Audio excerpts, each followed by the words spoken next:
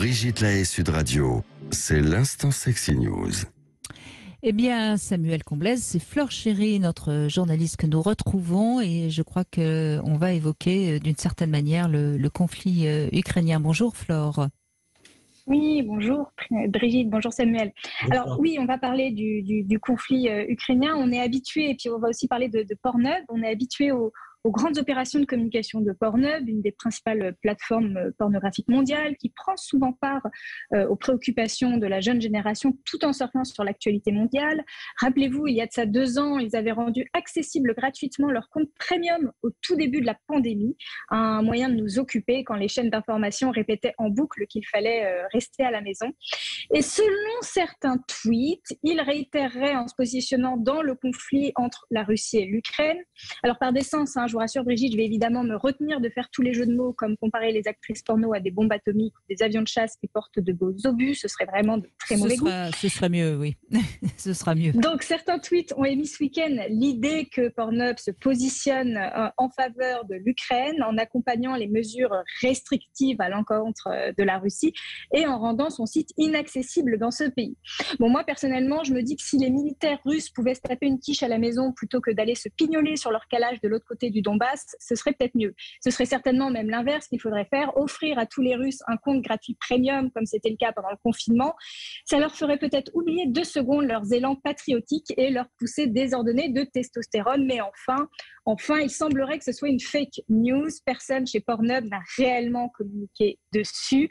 Surtout que les relations entre Pornhub et la Russie sont déjà tendues. En 2016, la Russie voulait supprimer l'accès à Pornhub car ils voyaient un moyen de rehausser leur taux de natalité de cette façon et ils accusaient la plateforme d'encourager la libéralisation des mœurs et ça empêchait donc la stabilité du couple et le fait de faire des enfants. Il y a aussi ce top tendance des mots-clés tapés sur Pornhub qui a fait grincer des dents les associations féministes ce week-end. Les 2 mots-clés les plus tapés étaient Ukrainian Girl et Ukraine. Et donc, on peut imaginer qu'en ce moment, ils ne soient pas en train de se positionner sur ce conflit-là. En revanche, la plateforme OnlyFans, qui a été très connue pendant le confinement et qui permet aux créateurs de contenu coquin de donner, de vendre leurs photos à leurs fans, elle s'est bien positionnée sur le conflit. Elle a lancé une cagnotte il y a 2 jours pour récolter des dons en faveur de l'Ukraine. Oui, ce qui n'est pas tout à fait la même chose. Mais moi, je ne suis pas surprise de toute façon que la Russie soit assez allergique à Pornhub, parce que de toute façon, on sait très bien qu'un pays qui manque un peu de démocratie n'est jamais très ouvert à tout ce qui est très sexuel. Et évidemment, cette pornographie-là, elle est tout à fait sexuelle. Donc, tout ça n'est pas très surprenant. Mais c'est toujours la même histoire. Moi, ce qui me gêne beaucoup dans ce que vous racontez, Flore, je ne sais pas ce que vous dites, vous, bien sûr, c'est qu'on se sert d'événements qui sont quand même tragiques pour se faire de la pub. Et ça, moi, personnellement, j'adhère pas beaucoup. Samuel Comblaise. Oui. Oui, non, c'est sûr que on se rend compte que voilà, toutes les sphères sont touchées par cette situation en Ukraine, par ce conflit, et c'est vrai que ça interroge beaucoup. Alors c'est vrai que OnlyFans est un site qui est très utilisé par les jeunes, qui permet de monnayer notamment ces contenus et qui peuvent être très sexuels parfois.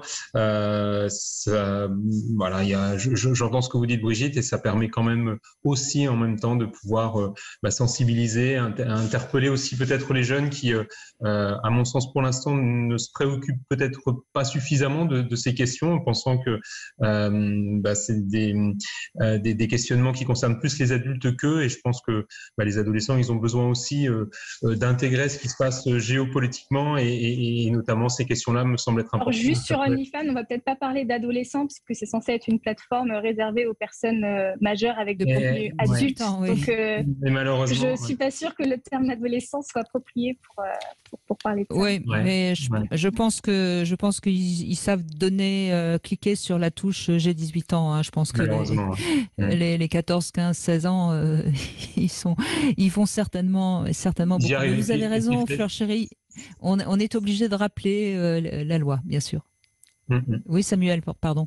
Non, j'allais dire, mon propos s'adapte aussi pour les jeunes majeurs qui parfois se sentent très loin des questions politiques, et ça peut être, voilà, on peut au moins utiliser ce support-là, et si on peut valoriser un petit peu les choses et montrer qu'il y a une action, mais c'est vrai que l'idée, c'est pas d'utiliser pour monnayer son business, ce genre de problématique.